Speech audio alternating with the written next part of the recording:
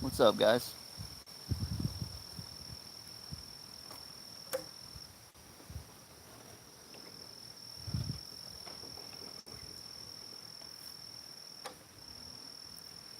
Well, guys, I had mentioned around 9 o'clock Central Standard Time we were gonna we were gonna tell a story by the campfire. Well, the wind died down enough, and as you can see, we have one heck of a fire roaring there. So, yes, we're gonna have a little story here. Wait till some people get on. I'm trying to fidget with this camera and find the best place. They put the stupid speaker on the bottom of the phone, which I'll never understand. I will never ever understand why they did that. Rotate device. See, so it's like, yeah, it's really just kind of odd. Let's do this. Sorry, guys. I know messing with the camera and stuff.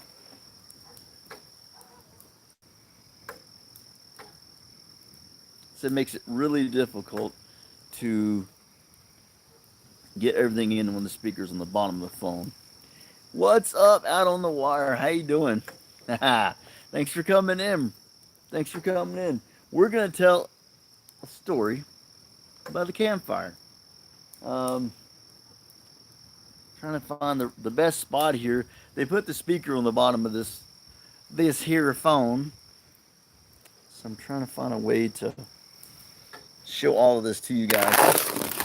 The best way. Let's try it. We'll try moving it back a little while, little ways. Let's try that one. Okay, good enough. Good enough. You can see the fire and everything. Now the story is called The White Ship. Now this was written by H.P. Lovecraft. I know you guys have heard. Looks pretty good, bro. Thank you, man. I don't have a freaking what cell phone thing that goes on to my tripod. So yeah. So maybe we'll just talk a minute and let some more people start coming in. If they do. So, but how you doing, man? I hope you're doing good. Just out behind the house. I'm literally 20 foot from the back of our house. Um, but you can see. That's the thing. You can't see the cool design on the fire pit. It has moons and stars and stuff like that on it. And I'll take a little trip around there for you. So we got the chair. You got over here is a gnome right here. I don't know if you can see this guy. Woo, that sucker is hot. It is going right now. I'm telling you that. It is going. Um, Hoping some more folks come in here. If not, then we're just gonna tell the story. Yeah, I'm good, bro. I can't complain. You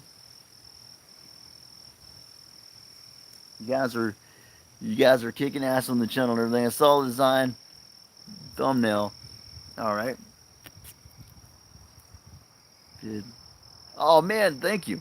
Yeah, you got to see. Yeah, you saw the thumbnail has the stars and stuff on it, so you did get to see it, I guess. Then, um, but yeah, it's called The White Ship by H.P. Lovecraft.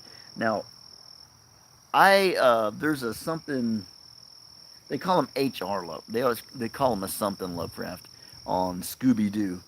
You know, uh, I think I think it's, I don't think they call him actual H.P. Lovecraft, but I think they just call him Lovecraft. But well, we might just have to start reading without people. But it's called The White Ship, and it's supposed to be a really good story. And of course, if people don't watch now, they can watch later. So what I'm going to do, I'm going to sit to the side, and I'm just going to let you look at the fire, and I'm going to read the story to you. So, all right.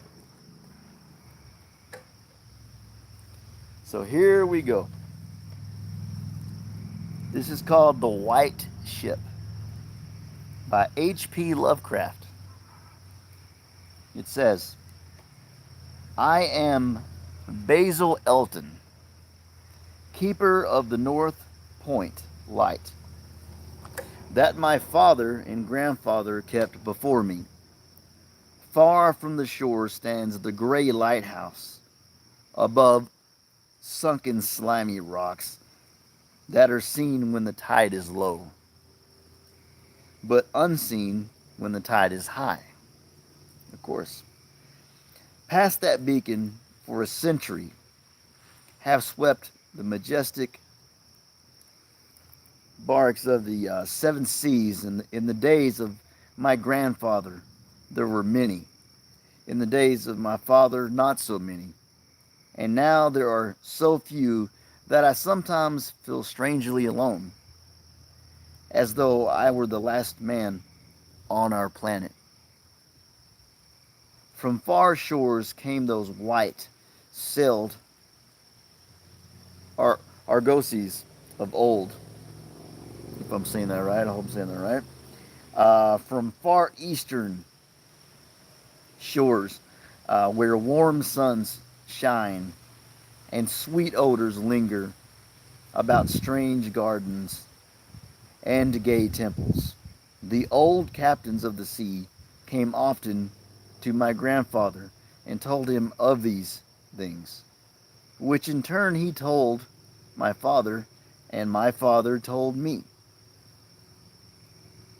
In the long autumn evenings, when the wind howled eerily from the east.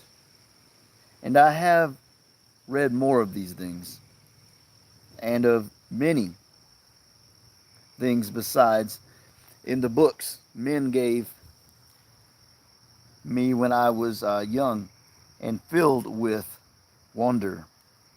But more wonderful than the lore of the old men, excuse me, and the lore of books is the secret lore of the ocean. Blue, green, gray, white or black, smooth, ruffled, or mountainous. That ocean is not silent. All my days have I watched it and listened to it, and I know it well. At first, it told me only the plain little tales of calm beaches and near ports, but with the years it grew more friendly and spoke of things more strange and more distant in space and in time.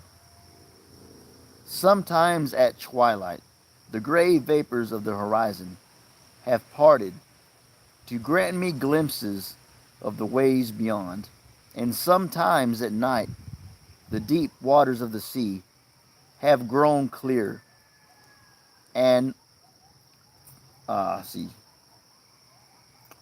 fluorescent to grant me glimpses of the way beneath.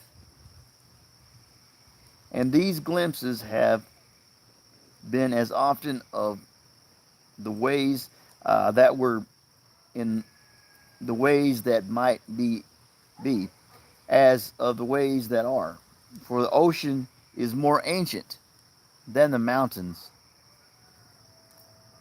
and frightened with the memories and the dreams of time. So, can you hear in the background? Do you hear the coyotes out on the wire? There's a dog barking, but there's also some coyotes. You can kind of hear them. I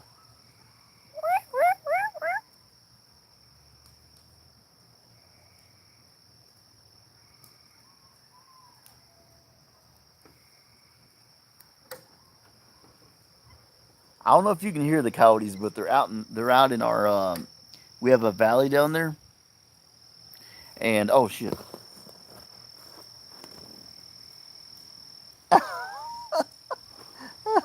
It is good sound effects, right? Vegan realist, what's up, bro? We're reading The Ship. It's called The Ship by H.P. Lovecraft. Let me continue. Okay.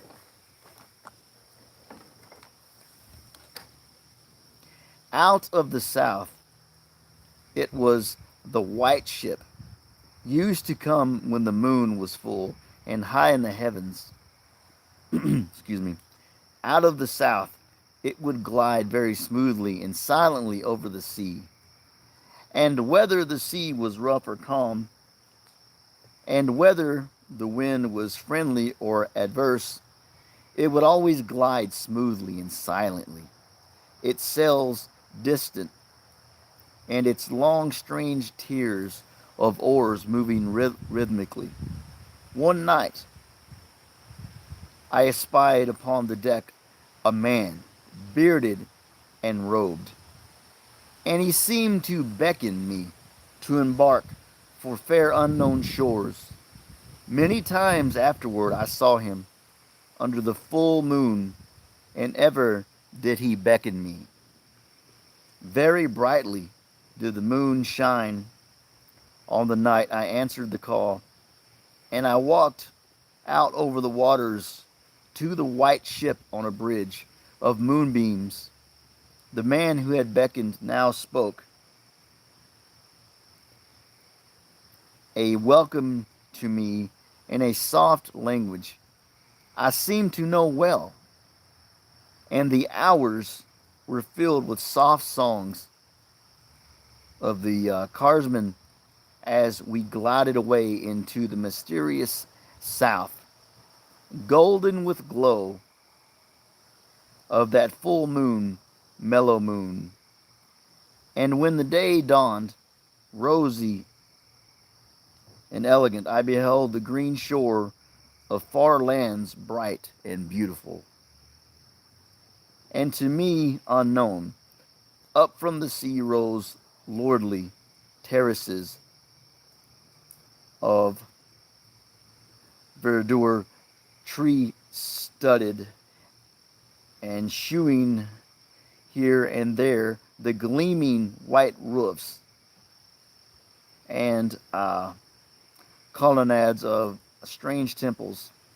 Now, guys, I do apologize. Some of these words I've never seen in my life, so I'm not a much of a reader by nature.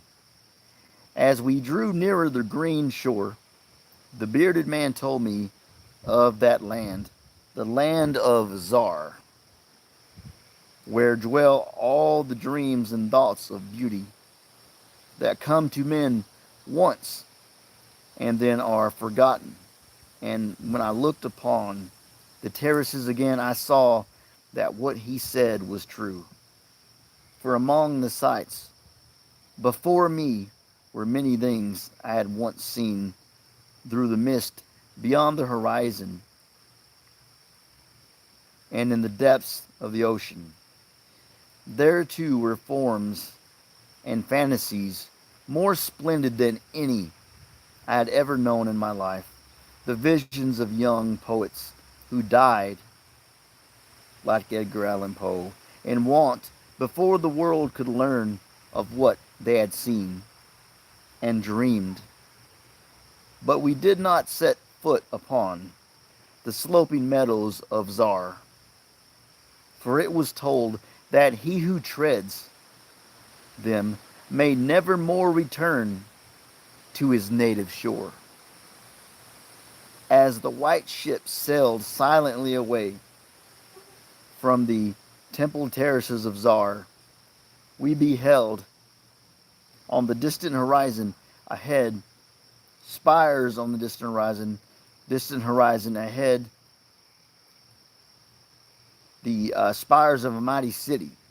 And the bearded man said to me, "This is the Larion, the city of 1,000 wonders, wherein reside all those mysteries that man has striven in vain to understand." And I looked again at closer range and saw that the city was greater than any city I had known or ever dreamed before.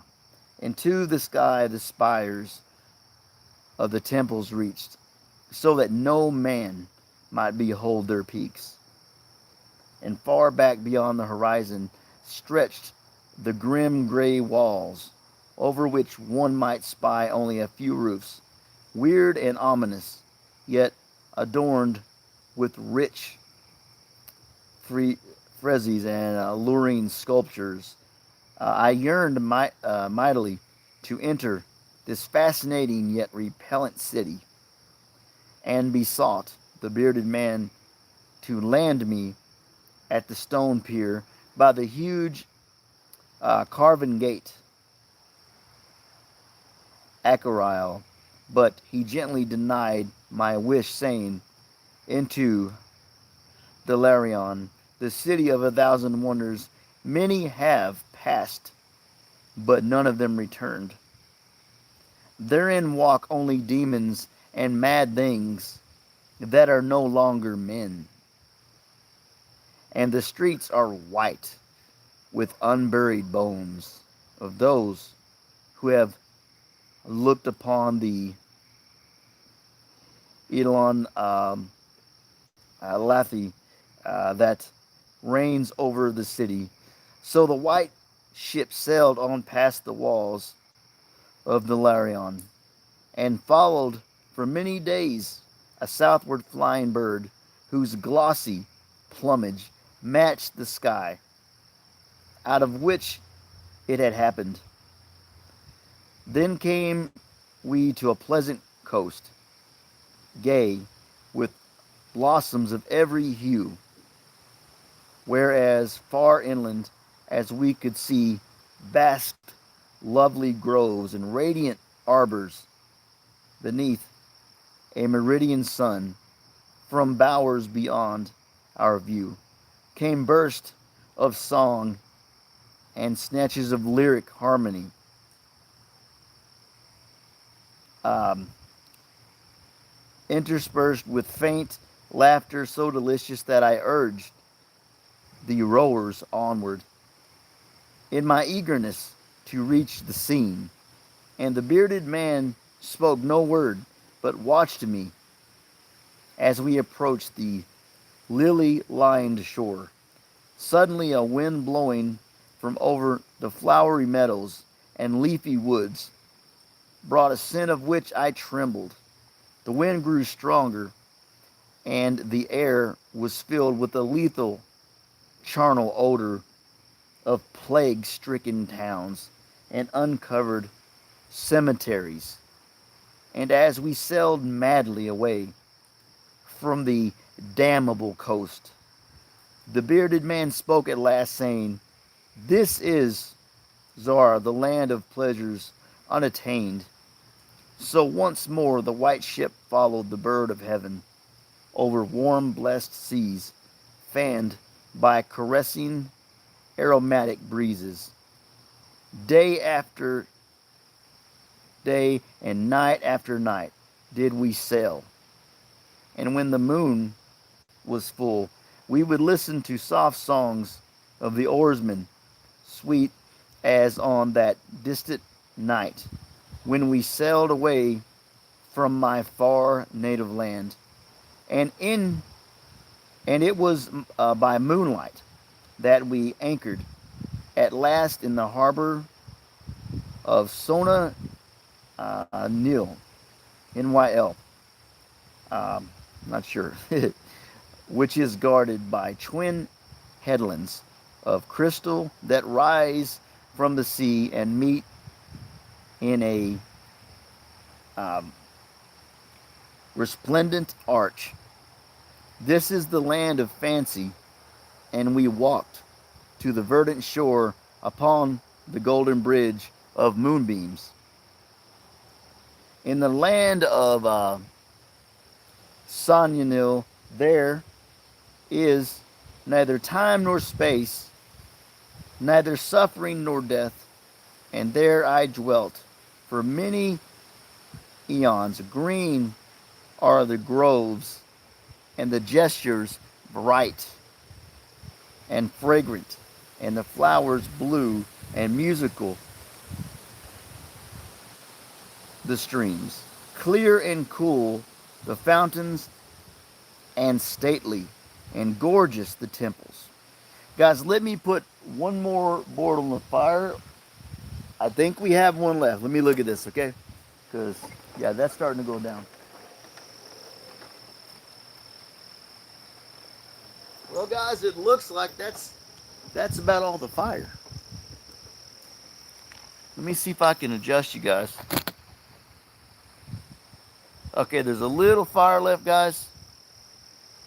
I'm glad you're enjoying it, bro. Guys, I apologize for my reading. Some of these words I really don't know, so but we're gonna keep reading. And I'm glad you guys are here enjoying. So here we go. Okay, this is the land of fancy, and we walked to the verdant shore upon a golden bridge of moonbeams. In the land of Sonanil there is neither time nor space, neither suffering nor death. And there I dwelt for many eons. Green are the groves and pastures, bright and fragrant, the flowers blue and musical, the streams clear and cool, the fountains stately and gorgeous, the temples, castles, and cities of Sanyanil. Of that land there is no bound.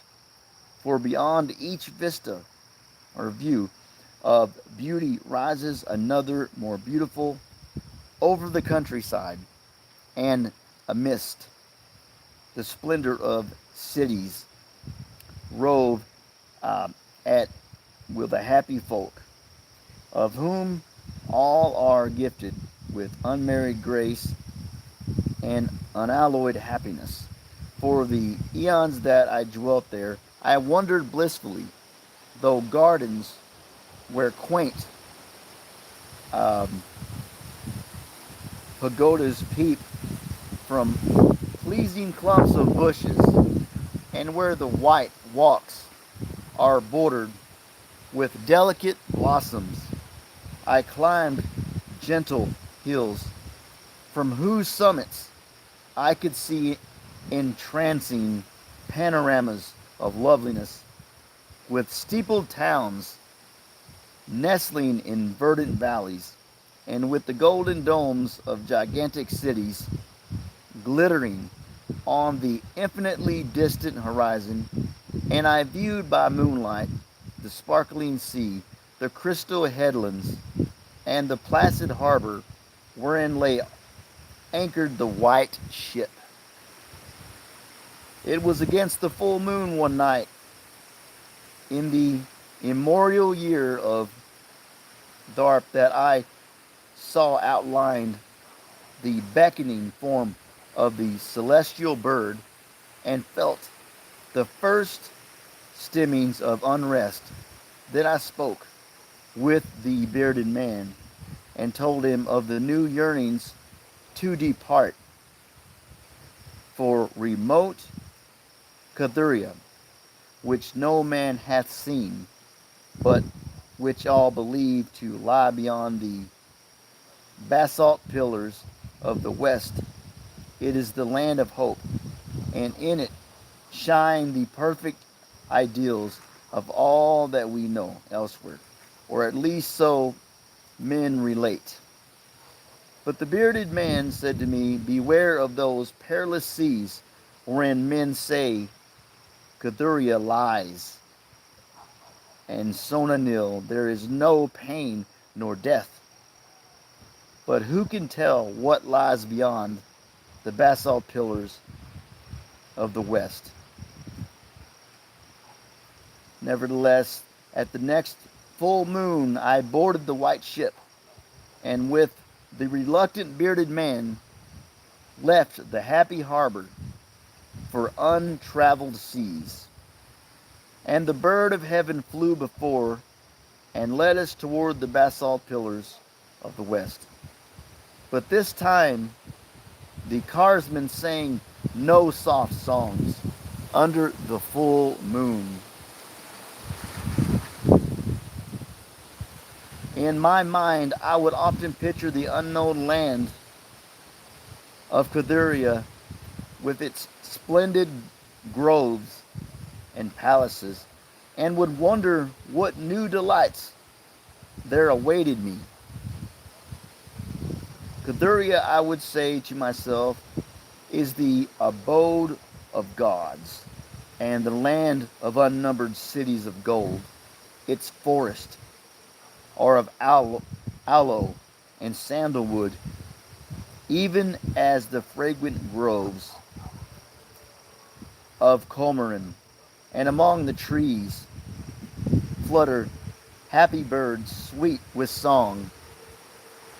On the green and flowery mountains of Cathuria stand temples of pink marble, rich with cavern and painted glories, and having in their courtyards cool fountains of silver, where purl with ravishing music the scented waters that come from the grotto-born river Name. And the cities of Cathuria are with golden walls, and their pavements are of gold. In the gardens of these cities are strange orchids and perfumed lakes whose beds are of coral and amber. At night, the streets and the gardens are lit with happy lanthorns, fashioned from the three-colored shell of the tortoise. And here resound the soft notes of the singer and the lutenist, and the houses of the cities of Cathuria are all palaces, each built over a fragrant canal, bearing the waters of the sacred nard of marble, and the houses um, roofed with glittering gold that reflects the rays of the sun and enhances the splendor of the cities. Well, guys, we are out of fire. The fire is gone, and I have no more wood to stick upon that fire. So, guys, I appreciate you guys watching tonight. Let me look at the comments. Okay, you said you're enjoying this. So whoever is here, guys, thank you so much. Okay, for listening to my story. This is the glow from my wheelchair. Let me see. I see one more comment. Bravo. Yes. Thank you, my brother. I appreciate it, man. Well, I'm glad you got to hear the coyotes. Um, rock on, my brother. Love you, man. I appreciate you watching this, man. It means a lot. Uh, Next time, we won't run out of wood. It's always something. Last time, my camera fell. This time, we ran out of wood. So, thank you for the bravo. I will see you guys. I will talk to you guys tomorrow, okay? Love y'all. Thank you so much for watching. It means a lot to me. Peace out.